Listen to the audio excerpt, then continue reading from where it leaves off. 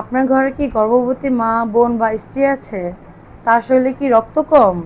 তার কি ডায়াবেটিস আছে? তার রক্তের গ্রুপ কি? তার কি হেপাটাইটিস বি ভাইরাস আছে? এগুলো কি আপনি জানেন? এগুলো আপনাকে জানতে হবে। আমার ভিডিও যদি কারো ভালো লাগে অবশ্যই লাইক, কমেন্ট, শেয়ার করবেন। আর যদি কারো ভালো না লাগে অবশ্যই ইগনোর করে চলে যাবেন। আসসালামু আলাইকুম, আমি ডক্টর আখি আক্তার, গাইনোকোলজিস্ট এবং সার্জন, মেঘনা ডায়াগনস্টিক এবং ইকরা হসপিটাল। আজকে আমি কিছু কথা বলবো একজন গর্ভবতী মায়ের চেক আপ সম্পর্কে। একটা গর্ভবতী মায়ের কমপক্ষে গর্ভবতী অবস্থায় চলাকালীন সর্বনিম্ন WHO গাইডলাইন অনুযায়ী 4টা ভিজিট অবশ্যই নেওয়া প্রয়োজন। সেই ভিজিটগুলো হচ্ছে প্রথমত 16 সপ্তাহে, মানে হচ্ছে 4 মাসের সময়, 28 সপ্তাহে, 7 মাসের সময়, 32 সপ্তাহে মানে 8 মাসের সময়, এবং 36 সপ্তাহে মানে হচ্ছে আপনার 9 মাসের সময়।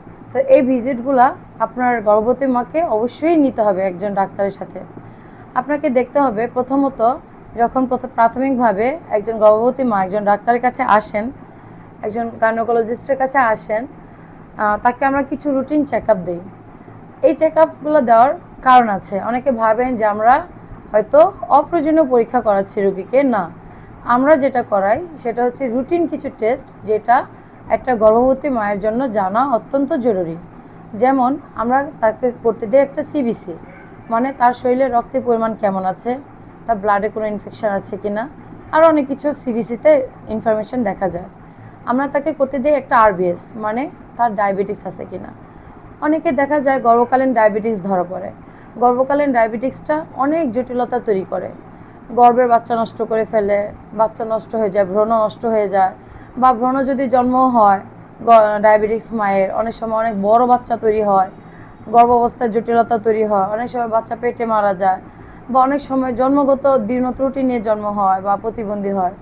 আবার যেমন আমরা সিবিসি করলাম, সেখানে মায়ের শরীরে যদি রক্ত কম থাকে, রক্ত শূন্যতা থাকে, সেখানে মা হচ্ছে দুর্বল হয়ে যাবে, মায়ের বাচ্চাও দুর্বল হয়ে যাবে। রক্ত শূন্যতা অনেক সময় অনেক মা ওই পৃথিবীতে মারা গেছে। তো এগুলো খেয়াল করতে হবে। আমরা একটা রোগীকে ইউরিন মানে প্রস্রাবে ইনফেকশন আছে কিনা সেটা করতে দিই। কেন? কারণ হচ্ছে আমরা প্রস্রাবের মাধ্যমে অনেক কিছু ধরি, অনেক কিছু রোগ শুধুমাত্র একটা প্রস্রাবের রিপোর্টের মাধ্যমে ধরা পড়ে। এখানে আপনার প্রস্রাবে ইনফেকশন আছে কিনা ধরা পড়ে, প্রস্রাব দিয়ে কোনো মায়ের সুগার চলে যাচ্ছে কিনা সেটা ধরা পড়ে। সুগার চলে যাওয়া মানে তার শরীরে হয়তো বা ডায়াবেটিস আছে, সেজন্য সুগার চলে যাচ্ছে। অ্যালবুমিন চলে যাচ্ছে কিনা, কোনো ব্লাড যাচ্ছে কিনা প্রস্রাবের মাধ্যমে, অনেক কিছু আপনার ইউরিনারি পরীক্ষাটার মাধ্যমে ধরা পড়ে। এরপরে আমরা করতে দেখি ব্লাড গ্রুপ, যেটা একান্ত জরুরি দরকার। মানে হচ্ছে আপনি যখন প্রাথমিক ভিজিটে আসবেন, আপনার ব্লাড গ্রুপটা অবশ্যই জানতে হবে। কারণ আপনার কী গ্রুপের রক্ত আপনার যখন রক্তের দরকার হবে, আপনি যদি নাই জানেন যে আপনার কী গ্রুপের রক্ত, তাহলে আপনাকে কিভাবে মানুষ রক্ত দিবে বা সেটা কালেকশন কিভাবে হবে। যার কারণে আপনার নিজের রক্তের গ্রুপ অবশ্যই আপনার জানা দরকার। তার সাথে আমরা করতে দিই hepatitis B virus test, HBsAg। এটা হচ্ছে বি ভাইরাস টেস্ট। অনেকের পজিটিভ থাকে, অনেকের নেগেটিভ থাকে। নেগেটিভ থাকলে খুবই ভালো, এবং পজিটিভ থাকলে সেটা ভালো না। অবশ্যই হেপাটাইটিস বি ভাইরাস থাকাটা পজিটিভ ভালো না, তবে এটা গর্ভকালীন সময় খুব একটা সমস্যা করে না। কিন্তু গর্ভের পরে অবশ্যই বাচ্চা বুকের দুধ খাওয়ার আগে বাচ্চাকে 2টা ভ্যাকসিন দিতে হয়, যাতে মায়ের শরীরের ভাইরাস, হেপাটাইটিস বি ভাইরাস বাচ্চার শরীরে যেন এন্ট্রি না নিতে পারে। সেজন্য জন্মের সাথে সাথে বাচ্চাকে 2টা ভ্যাকসিন নিতে হয়। যার কারণে আমরা হেপাটাইটিস বি ভাইরাস টেস্টটা অবশ্যই করাই রোগীকে, যেন যদি মায়ের পজিটিভ থেকে থাকে যেন বাচ্চা জন্মের পরে সেই ট্রিটমেন্টটা পায়। আর আমরা একটা আলট্রাসোনোগ্রাম করাই, এটা তো মাস্ট, যে বাচ্চা সুস্থ আছে কিনা, ভালো আছে কিনা, ওজন ঠিক আছে কিনা, হাত পা সব কিছু ঠিক আছে কিনা। 18 থেকে 22 সপ্তাহে একটা অ্যানোমালি স্ক্যান করা হয়, সেটা তো অনেক সময় অনেক ত্রুটি শরীরে থাকলে বাচ্চা ধরা পড়ে। বাচ্চার ওজন ঠিক আছে কিনা, এভরিথিং ভালো আছে কিনা, সেটার জন্য আলট্রাসোনোগ্রামটা করা হয়। আর যেটা করা হয়, আমরা থাইরয়েড টেস্ট করি, শরীরে থাইরয়েড হরমোনের পরিমাণটা কেমন আছে।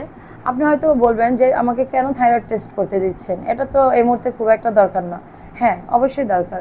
এটা যদিও একটু ব্যয়বহুল টেস্ট, যদি আপনার সামর্থ্য থাকে অবশ্যই, তাহলে আপনি যখন আপনার ওয়াইফকে নিয়ে বা আপনার ঘরের মহিলা সদস্যকে নিয়ে আসবেন ডাক্তারের কাছে, আপনি অবশ্যই থাইরয়েড টেস্টটা করবেন। কারণ এটা যে কত প্রয়োজনীয়, কত যে দরকারি টেস্ট, এটা বলে শেষ করা যাবে না। এই থাইরয়েডে যদি কারো সমস্যা থাকে, যদি হাইপোথাইরয়েড থাকে, হাইপার থাইরয়েড থাকে, তাহলে বাচ্চা অনেক সময় প্রতিবন্ধী হয়, অটিস্টিক হয়, বুদ্ধি প্রতিবন্ধী হয়, হাত পা বিকলাঙ্গ হয়, অনেক সমস্যা হয়, পেটের ভিতরে অনেক সময় মারা যায়, বিভিন্ন জটিলতা তৈরি হয়। সো আমরা কেন এই রুটিন টেস্টগুলো করি এবং কী জন্য রুগীর জন্য দরকার সেটাই আমার বলা।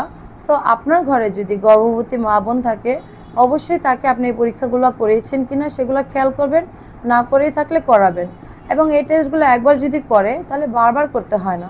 পরবর্তী ভিজিটগুলোতে তার শুধু রুটিন যেটা লাগে, আলট্রাসোনোগ্রাম, রক্তের পয়েন্ট, প্রস্রাবে ইনফেকশন আছে কিনা, এই জিনিসগুলোই একটু দেখতে হয়। কিন্তু আপনি অবশ্যই আপনার গর্ভবতী মা যে আছে তাকে রেগুলার ডাক্তারের কাছে আনবেন, এবং যদি তার কোনো জটিলতা সৃষ্টি হয় সেটা বাসায় অবহেলা না করে অবশ্যই চলে আসবেন। ধন্যবাদ।